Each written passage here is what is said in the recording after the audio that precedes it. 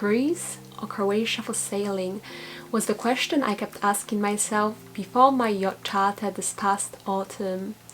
I made countless research trying to find out whether I should charter a yacht in Croatia or in Greece.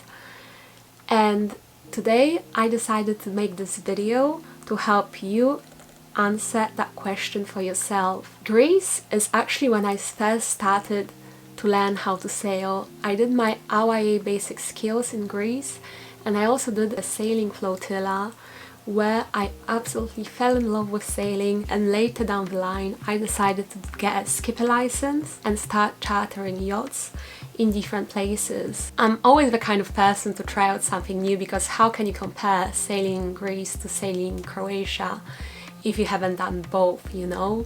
And because now I've done both, I think I am in a good position to make this video. So I decided to split this video into sections to help you decide where to go sailing for your next holiday. Now I will leave all the sections down below with a timestamp, just in case you don't care about certain sections and you want to skip this video. So the 4 sections that I'm going to be discussing are views, landscapes and nature, money/cost, whether it's easy if you're only just starting out with sailing, and weather.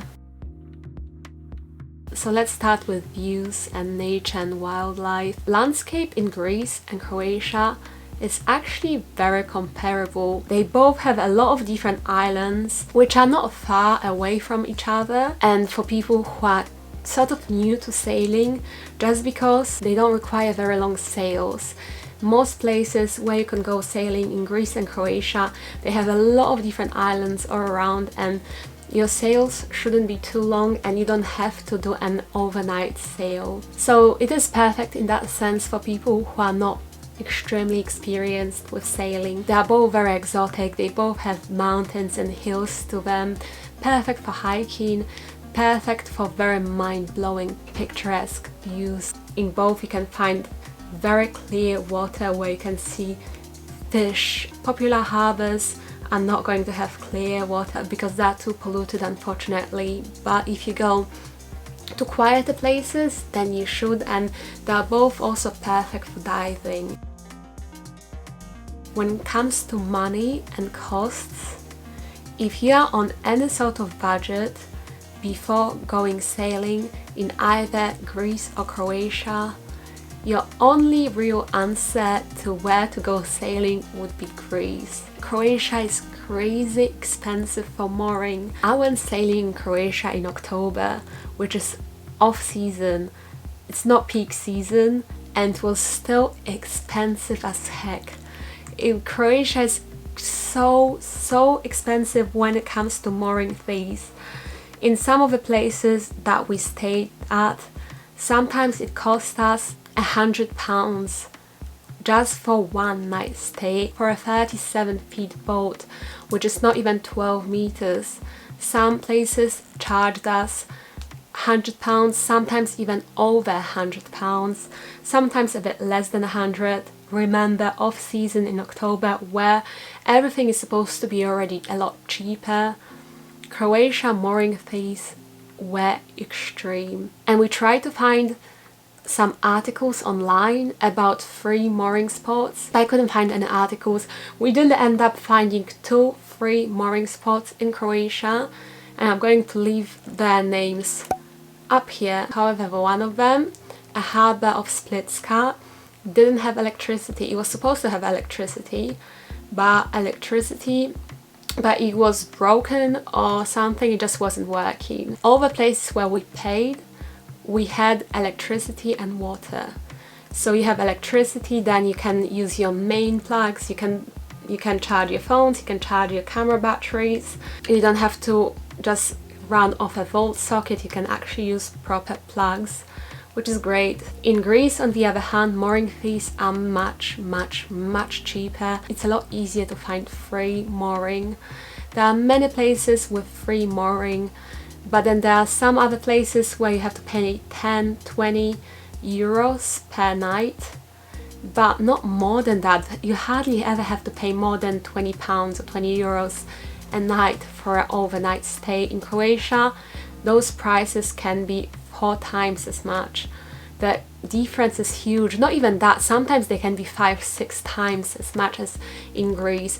The price difference for mooring fees is huge. However, in Greece you don't always have electricity, so if electricity on board overnight is crucial for you, you might want to go with Croatia, because in Greece the harbors are older and you don't get as many facilities that go with them. In Croatia, the reason they say the harbors, the mooring fees are so expensive is because they say the harbors are a lot newer and they are trying to get the costs back of building them. How accurate that is, I don't know. I still think Croatia charges way too much for mooring. However, if you are on a catamaran or if you are in a bigger group, you can always anchor for free. There are so many places in Croatia where you could anchor for free, but then you won't be able to explore any of the land or go to the restaurants, go to the toilets, unless you use a dinghy. And for 2 people, for a charter like me and my dad did, it was really difficult because dinghy can be very heavy, and to get it on and off a yacht, it can be a bit of a challenge, it can be a bit of a pain. We prefer to moor to a shore. But if you have a bigger crew or you have a catamaran where it's much easier to keep your dinghy in place without having to put it on and off your yacht in just 2 people, if you have more of you, it might be a lot easier. Then you can by all means anchor somewhere for free in Croatia, and then you wouldn't really care about those prices. When it comes to other costs, Greece and Croatia are now very comparable, with Croatia being actually slightly more expensive, which may come as a huge surprise to you. Croatia used to be a lot cheaper than Greece, so if you are looking at articles from 2016, 2017 or even 2018, they might tell you something completely different and might say Croatia is way cheaper than Greece. Nowadays, that's not really the case. Unfortunately, tourism has led to Croatia becoming much more expensive than it was a couple of years ago. Even when I went to Croatia in 2017, it was much cheaper to what it is today. And surprisingly enough, more popular, bigger harbors tend to have cheaper options than the smaller harbors. It does make sense when you think about it, because we went to some smaller harbors where there was not really much choice and not really much competition.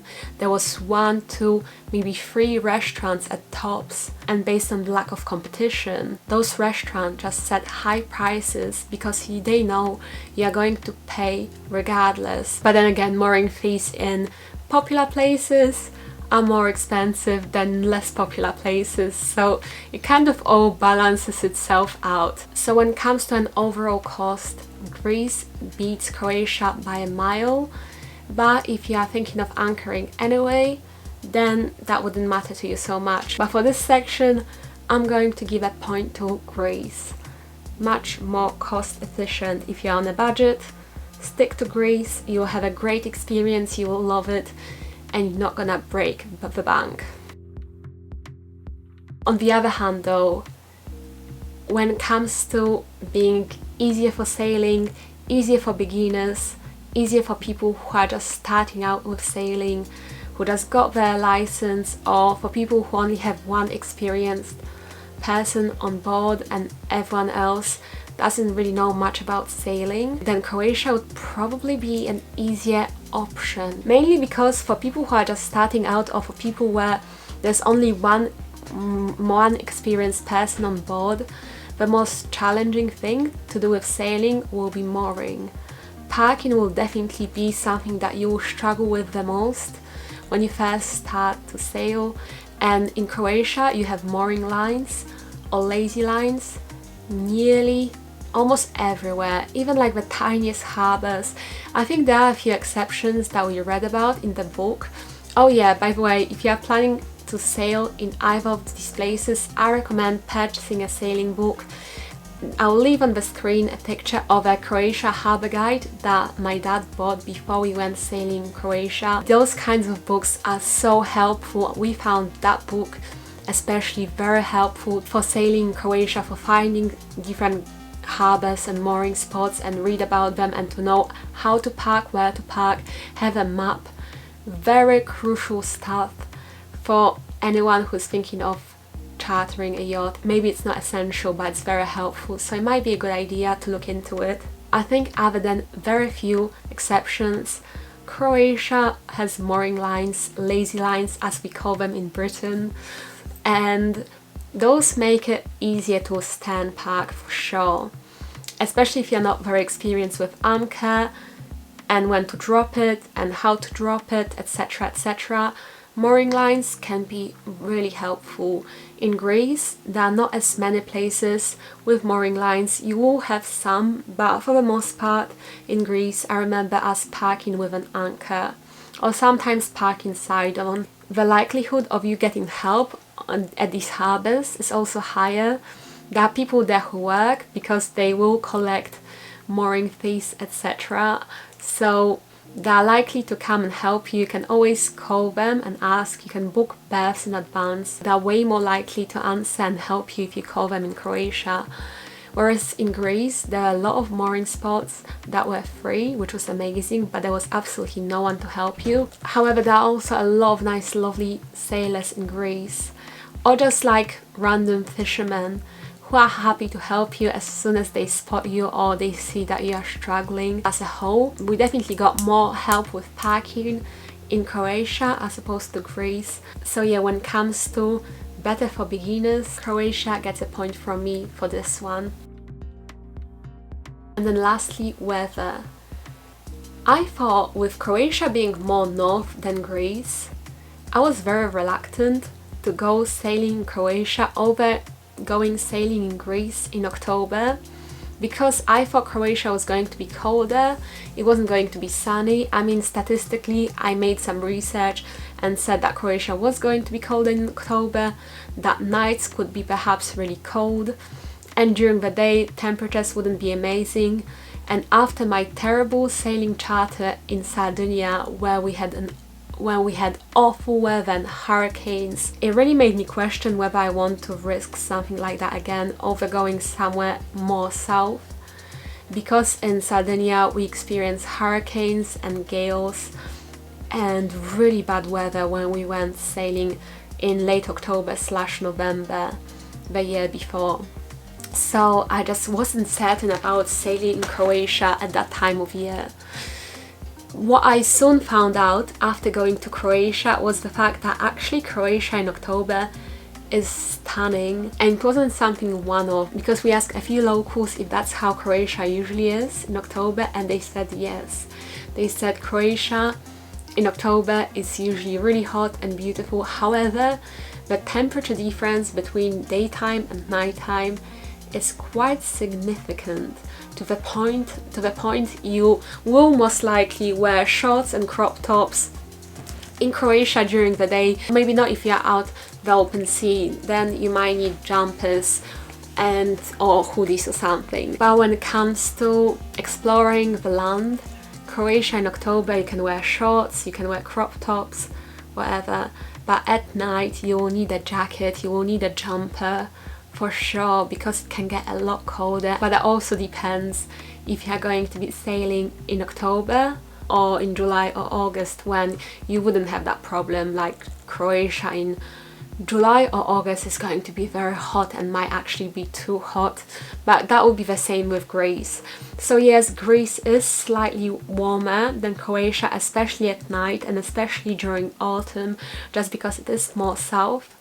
But you shouldn't have to worry about it too much, because either options are going to be warm during the day, and with either options you are very likely to get great weather. And yeah, I think that's everything that I wanted to say in today's video.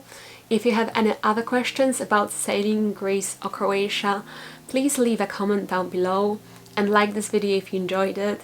If you would like me to compare sailing in Greece or Croatia to sailing in Sardinia, or to sailing in Poland, or to sailing in Germany, please let me know. But other than that, that will be the end for today. Thank you guys so much for watching. Please subscribe to me if you haven't already, and I'll see you in my next one. Bye!